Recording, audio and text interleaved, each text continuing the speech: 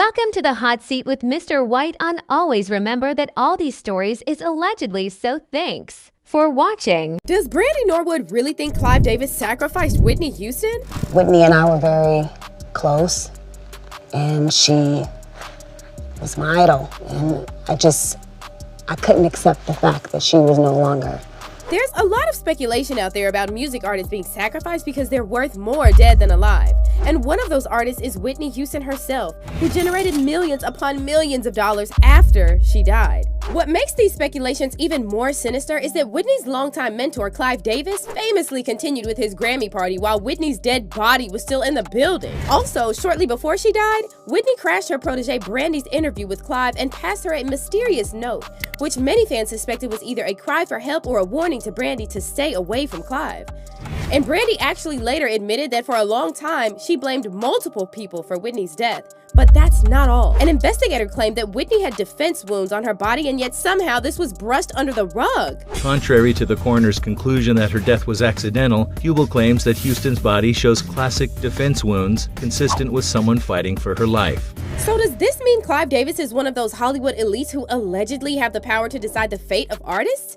Did he really sacrifice Whitney? Let's break it down.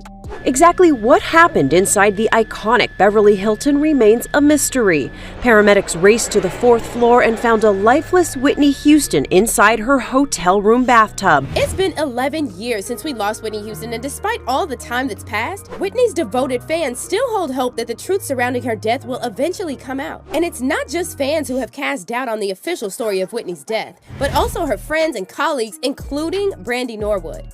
Countless conspiracy theories have emerged over the years about Whitney's final days, with the most popular one implicating her mentor, Clive Davis. To give you some context, Whitney died on February 11th, 2012, the same day she was set to perform at Clive Davis's pre-Grammys party at the Beverly Hilton Hotel in Beverly Hills.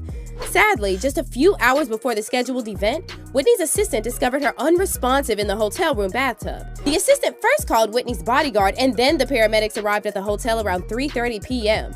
But despite their best efforts, it was already too late, and at 3:55 p.m., Whitney Houston was officially pronounced dead. We have breaking news tonight out of Los Angeles, the death of singing star Whitney Houston at the age of 48. Details are still coming in, but her publicist has confirmed her death to the Associated Press, although the circumstances and the place are not clear. Initially, the exact cause of Whitney's death was uncertain, but authorities stated that there were no clear indications of criminal intent. After conducting an autopsy and toxicology tests, the LA County Coroner's Office determined that Whitney's death resulted from a combination of drowning, heart disease, and the presence of cocaine in her system. But the bizarre thing is that the autopsy report mentioned external trauma on Whitney's body, and yet the coroner concluded that no evidence of foul play was found. Meanwhile, Whitney's fans grew increasingly suspicious about the entire situation, and their concerns grew even larger after they learned that Whitney's mentor, Clive Davis, continued with his pre-Grammy party at the Beverly Hilton after he learned of Whitney's passing. So while Whitney's lifeless body was a few floors above them, Clive and other celebrities continued dancing and partying in the banquet room as if nothing happened. Fans really had a tough time making sense of this because it seemed so disturbing that all these people were partying while Whitney's dead body was still in the building. Clive Davis later tried to justify his decision by claiming that the party was a tribute and it's what Whitney would have wanted. The Grammys were the next night. You don't cancel.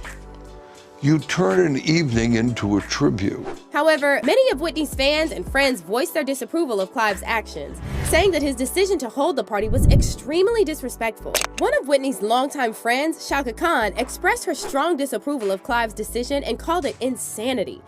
And according to Chaka Khan, Clive's decision was actually the opposite of what Whitney would have wanted. I thought that was complete insanity.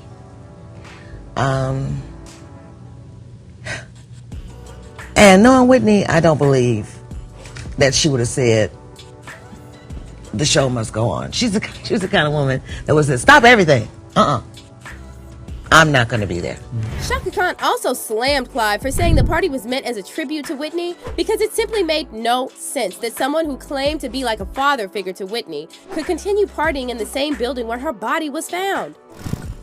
A true tribute, might have been a truer, a more honest tribute in my opinion, would have been maybe call everybody together, let's say a prayer, and let's eat dinner and go home. Besides that, rumors have been circulating that Whitney may have been physically harmed by someone prior to her death. In fact, a private investigator named Paul Hubel challenged the official autopsy report and claimed that Whitney had defense wounds on her body. Several individuals within the entertainment industry, including Jaguar Wright, also alleged that members of Whitney's family saw evidence of assault on Whitney's body. She was beat. They saw her body. She didn't just die in a tub, like she was beat up. And when Whitney's protege and close friend Brandy came forward saying that for a long time she blamed other people for Whitney's passing. I placed a lot of blame on a lot of people too when it came to Whitney, Brandy said, before adding, no one knows what she was running from. No one knows what she was trying to overcome. No one knows the cost that came with being Whitney Houston. Meanwhile, a strange video resurfaced on social media showing Whitney interrupting an interview with Brandy, Monica, and Clive Davis and passing a mysterious note to Brandy.